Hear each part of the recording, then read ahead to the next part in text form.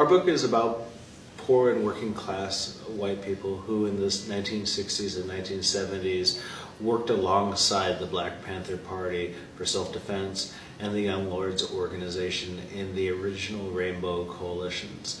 The original Rainbow Coalitions were formations where each ethnic group would take responsibility for organizing their own community, their own neighborhoods, but come together for common political work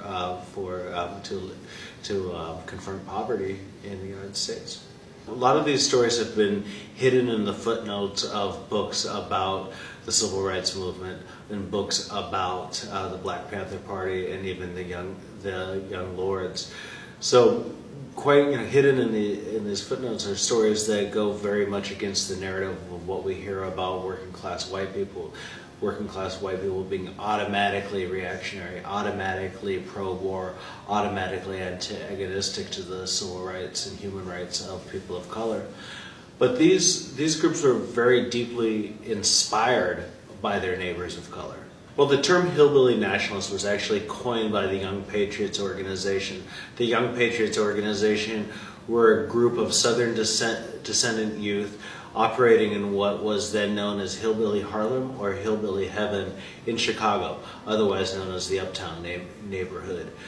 They adopted the Confederate flag but tried to reclaim it to be a symbol of rebellion, a symbol of autonomy for poor whites, but also in solidarity, believe it or not, with black and brown counterparts in other communities.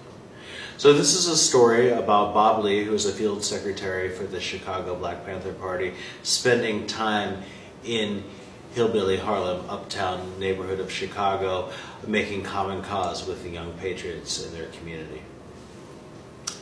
Late one spring evening, Bob Lee, field secretary for the Chicago Black Panthers, stood in a North Chicago church where the Panthers and Patriots were supposed to spend the evening hammering out political points of unity. Instead, Lee and the Patriots spent the whole meeting trying to convince poor white residents that the Panthers were allies, not threats. The crowd of uptown residents alternated between silence and vocal resistance to the proposal. Exhausted and knowing that the scene would be repeated on his own turf at a Panthers meeting later that night, Lee needed to get outside and walk. Outside the church, Bob Lee's instinct told him that he was being followed. He realized immediately he made a very big mistake by leaving alone. Almost immediately, two police officers approached him from behind. "You know what to do," they demanded.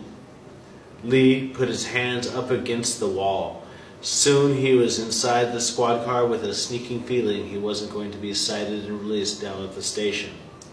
Looking up, he saw Patriots chairman William Fesperin ushering men, women, and children out of the church. Were they hurrying home? Did they see Lee in the squad car? They did. And with no hesitation, the entire community surrounded the car and began to yell at the police, demanding Lee's release. Lee was awestruck as every single person from inside the church rallied in his defense. Despite their general fear about inviting black radicals into their community and long-held misunderstandings about the intent of black liberation, there was one thing that poor whites in Uptown understood. The police were a common enemy. And the cops let Lee go. Unplanned and spontaneous, but fully aware of the risks, the Patriots rank and file helped unarrest a virtual stranger. As Lee put it, "I'll never forget looking at all those brave white motherfuckers standing in the light of the police car and staring at the face of death." This proved the first of many risks the Patriots took as they tried to carve out a militant opposition to both racism and capitalism in white communities. Bob Lee, too, was fearless as he immersed himself in other communities, building rapport with a razor-sharp insight and unwavering patience. For a few weeks, he lived alongside the Patriots in Uptown. He advised them on setting up community programs and chipped away at people's ignorance, one home-cooked meal at a time. "I had to run with those cats, break bread with them, hang out at the pool hall," Lee said.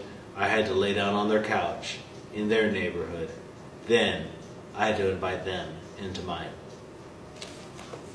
We're living in a very populist moment today, and people from all over the political spectrum, left, right, young, old, middle class, upper class, believe that there is a crisis, and because it's obvious just by walking outside that we're living in a gigantic crisis. And my co-author Amy and I believe that these organizations show how part of the way of how you win. That you don't write anybody off as being automatically racist or automatically reactionary, is that you go fight for hearts and minds, using one of the most profound tools that progressives have today, which is door-to-door organizing, neighborhood organizing, political education, and hands-on opportunities for people to learn that they can actually change the world. But most importantly, they can change the world with their neighbors, with their friends, with people across racial lines, and that's the legacy that's reflected in the Young Patriots organization's work, and Rising Up Angry's work, in the history of Peggy Terry, who we write about, and other groups that were similar on the East Coast.